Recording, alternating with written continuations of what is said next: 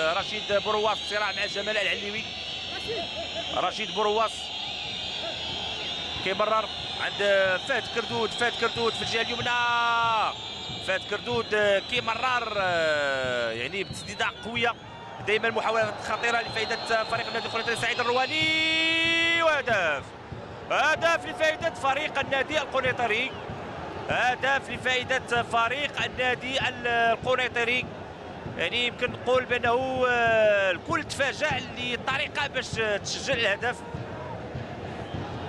هدف لفائده فريق النادي القنيطري.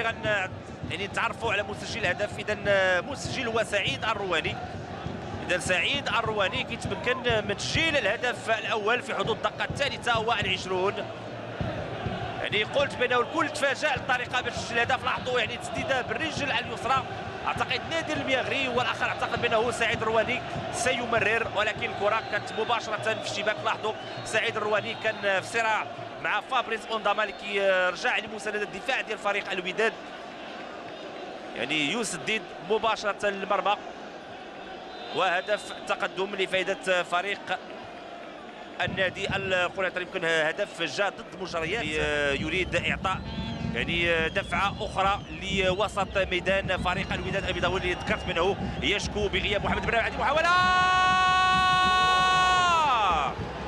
هدف ثاني للنادي القنيطري.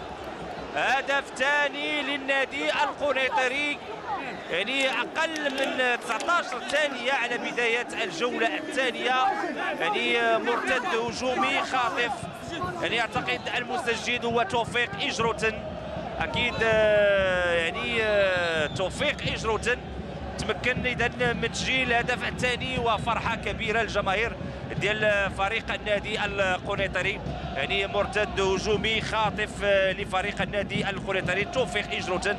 يعني كيتمكن انه ينفرد بالحارس. قلت بانه التغيير بادخال بكر الهلالي هو من اجل انه يعطي دفعه اخرى لوسط الميدان. انس اصبحي اكيد بانه قدم جوله اولى كانت جوله جيده، ولكن يعني يمكن كان ورغم ذلك يعاني لانه يعني في البناءات الهجوميه اعتقد بانه فريق الوداد كان يعاني، ولكن المرتدات الهجوميه ديال فريق النادي القنيطري كانت خطيره وخطيره جدا.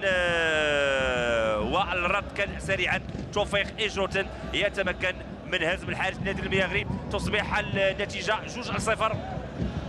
اكيد بانه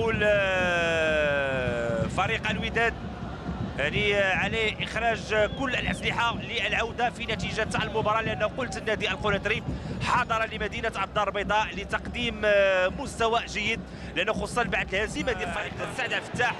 سعد عبد الفتاح في الجهه اليسرى كيراوغ سعد عبد الفتاح.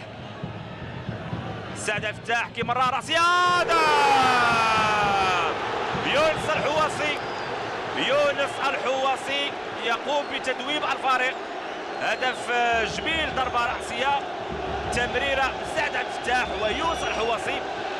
الدقيقه 54 اذا تعطي اول هدف لفائده فريق الوداد البيضاوي والمسجل يونس الحواصي. نتابع مراوغه كانت جميله ديال سعد عبد الفتاح من الجهه اليسرى. يمرر يونس الحواصي امام جوج ديال اللاعبين تمكن انه يوصل الكره، ولو ان كان هناك بعض ديانغ. لاحظوا يعني يونس الحواصي تمكن انه يوضع الكره في الشباك لهدفين لهدف واحد، وبالتالي ننتظر الاثاره، ننتظر التشويق في الدقائق المقبله.